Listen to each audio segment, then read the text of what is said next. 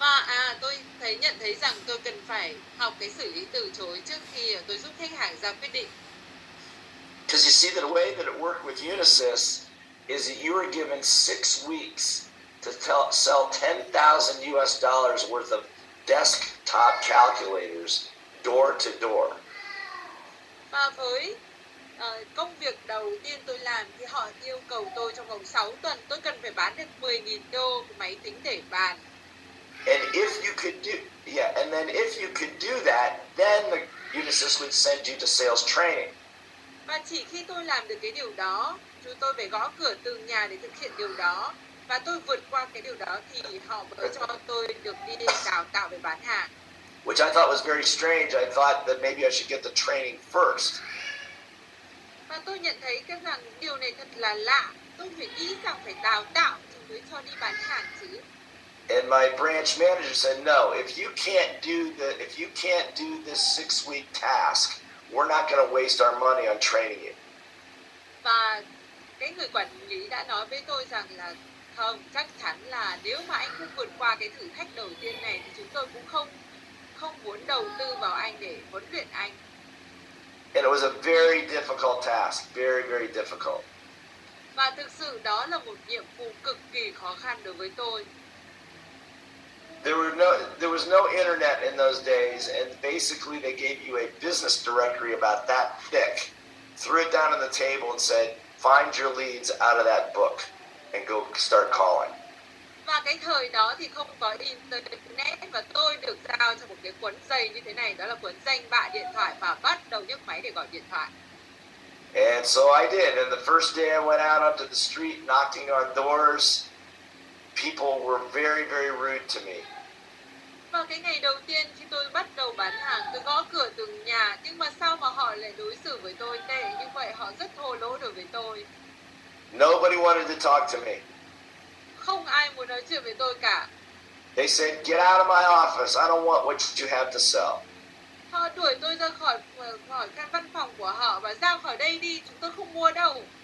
They told me my product was terrible and they had no intention of doing business with my company.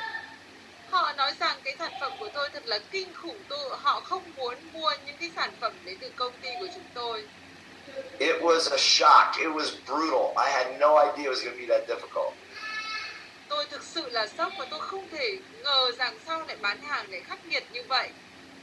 Now today we make it much simpler than it was back in those days. Và thực sự ngày nay thì nó đơn giản hơn rất nhiều so với cách đây thời điểm của tôi. And you'll see, we'll make it easy, we'll make it fun, and you'll do great in sales. Và thậm chí chúng ta sẽ được học cách gì làm cho nó trở nên dễ dàng hơn, vui vẻ hơn trong bán hàng. And after that first day, when I walked back into the office, I saw that sign again. Salesmanship begins when the customer says no. Sau khi vượt qua ngày đầu tiên thì tôi quay trở về văn phòng lại nhìn thấy cái bảng hiệu cuộc bán hàng chỉ bắt đầu khi khách hàng nói không. And I said, okay, I just got to get better. I got to get better at handling objections. Và tôi lại tự nhủ với mình rằng tôi cần phải nỗ lực cố gắng hơn để tôi xử lý cái từ chối này. And the next day, I walked out on the street again and tried again. Ngày tiếp theo tôi lại nỗ lực cố gắng đi ra đường và lại cố gắng gõ cửa từng nhà để bán hàng. And the second day was worse than the first day. Trời ơi, cái ngày thứ hai nó còn tệ hơn, kinh khủng hơn cái ngày thứ nhất. People were insulting me, they were yelling at me, they were kicking me out of their offices. It was terrible. I never was able to make even one presentation. Và cái ngày đó và họ thực sự là họ xúc phạm tôi rất nhiều. Họ la hét, họ mắng chửi vào mặt tôi và họ còn đẩy tôi ra khỏi văn phòng của họ và tôi chẳng có cơ hội để trình bày về cái sản phẩm và dịch vụ của mình. And I made a decision to myself at that point. I said, I cannot do this. This is too hard. I'm not designed to sell. I don't have the skills to do this. Và với cái thời khắc khó khăn đó, tôi đã tự đưa ra quyết định là việc này không phù hợp với tôi không thể làm được. Và cái này nó quá khó đối với tôi. And I decided I was going to quit that day. Và ngày hôm đó tôi đã quyết định là tôi bỏ cuộc. So I went back to the branch and I was going to go into my boss's office and resign after only working 2 days. Và tôi quay trở trở về văn phòng và chuẩn bị gặp sếp của mình và muốn nói với sếp rằng là tôi sẽ bỏ cuộc, nhưng mới được 2 ngày. And just before I did, I looked up and I saw that sign again said, salesmanship begins when the customer says no. Và khi tôi định làm cái điều đó, tôi lại nhìn lên bức tường và lại nhìn thấy cái bảng hiệu cuộc bán hàng chỉ bắt đầu khi khách hàng nói không. So ladies and gentlemen, I'm about to give you the biggest secret to being successful in business right now. Xin các quý ông, quý bà ơi, nhớ rằng cuộc bán hàng chỉ bắt đầu khi khách hàng nói không. Because as I looked up at that sign one last time that said salesmanship begins when the customer said no, a light bulb went on in my head. Và đúng là cái khoảnh khắc đó, khi tôi nhìn thấy cái bản hiệu đó, cuộc bán hàng chỉ bắt đầu khi khách hàng nói không, nó như là một cái ánh sáng tỏa lóe sáng trong đầu của tôi. Because what it meant, when it said salesmanship begins when the customer says no, it's not selling to the customer that sign is talking about. Và với cái biển hiệu đó, điều đó có nghĩa rằng nó không phải là chúng ta cố gắng bán cho khách hàng. So I can see all of you right now. So I would like you to take your finger that you point with and hold it up in the air like this. Hold your finger like this. Bây giờ tôi muốn tất cả các bạn hãy giơ ngón tay như thế này. Chúng ta giơ cái ngón tay lên trên không trung như này. And I want you to point to the person that's the most difficult for you to sell to. Và tôi muốn các bạn hãy dùng cái ngón tay này và chỉ vào cái người mà bạn cảm thấy là bán hàng khó nhất. Bán khó nhất cho người đấy. Who is it? Who's the most difficult person to sell to? Ai mà bạn cảm thấy bán khó nhất là bạn dùng ngón tay bạn chỉ đi ạ. It's you. Đó, The most difficult sale of all is you selling you to you.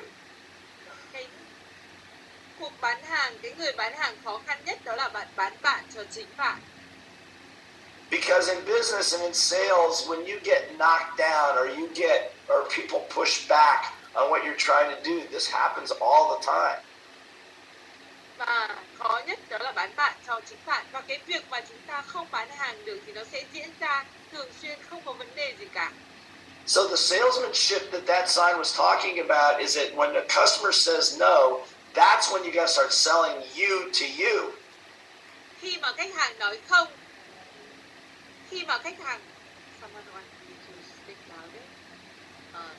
các anh chị em comment xuống ô chat nếu mà Phương nói rõ ạ. Là Can you go to your audio settings and see if you can turn it up the volume?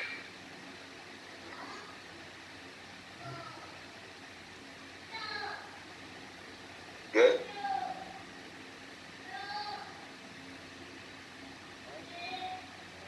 It's okay now, everyone. Anh chị em ơi, bây giờ đã rõ hơn chưa ạ? That's a little better. That's a little better. That's a little better. Okay? So, the most difficult sale of all is you selling you to you.